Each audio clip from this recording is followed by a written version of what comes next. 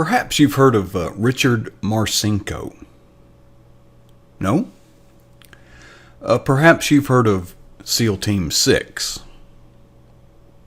Ah. Well, Richard Marcinko served on SEAL Team 2 and was commissioned with creating a new SEAL team. He named it SEAL Team 6. 6? What about 3, 4, and 5? Precisely. That's what he wanted the Russians to ponder.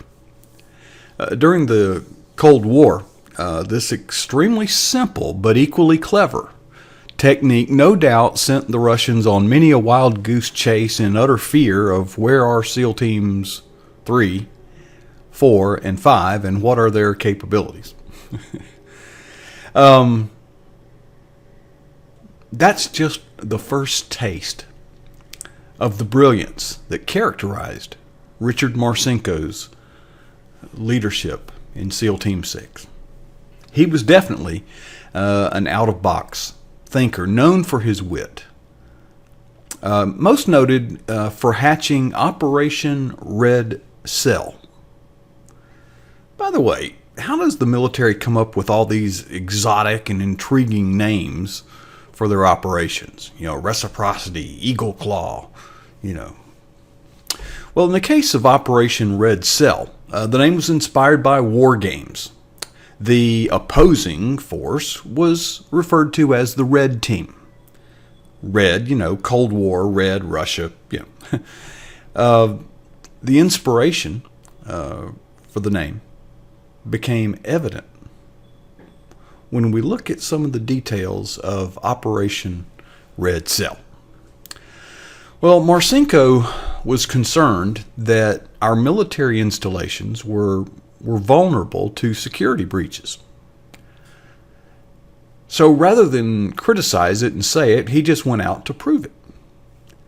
He tasked SEAL Team 6 with penetrating some of the most secure of our military assets. Human hackers in kind of a different kind of way. Members of SEAL Team 6 actually were able to board U.S. nuclear submarines without authorization. That's not the end of it. It gets worse. Once they got inside, they were actually able to obtain nuclear launch codes. Yeah. They were even able to position an unauthorized truck under the belly of Air Force One.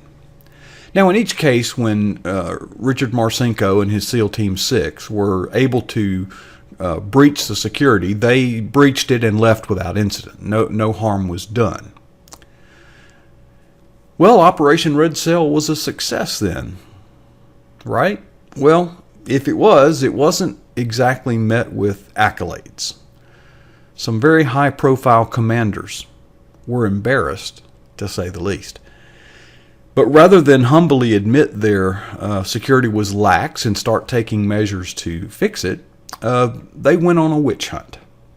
And Marcinko was the witch that they hunted.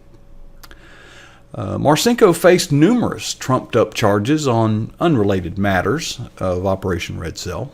He was exonerated of all but one.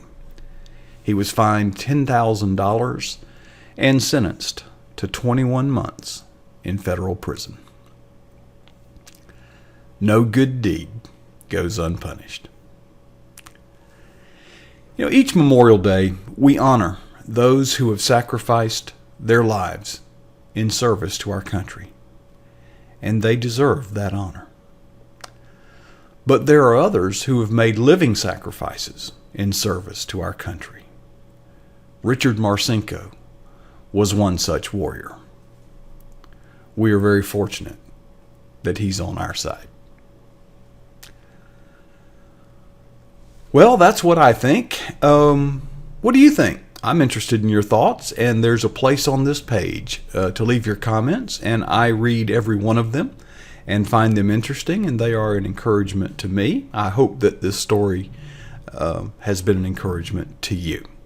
There's other ways you can hit me up. On Twitter, I am at DataGenesis. It's below my chinny chin chin. And the text version of this video blog can be found at my blog address that is on the top of the screen. It is too long to pronounce, and you wouldn't write it down anyway. So there it is, up there. We have other videos like this, and I am not the only contributor. In fact, we are seeking more contributors. And if you would like to check out some more inspiring videos, subscribe to this YouTube channel.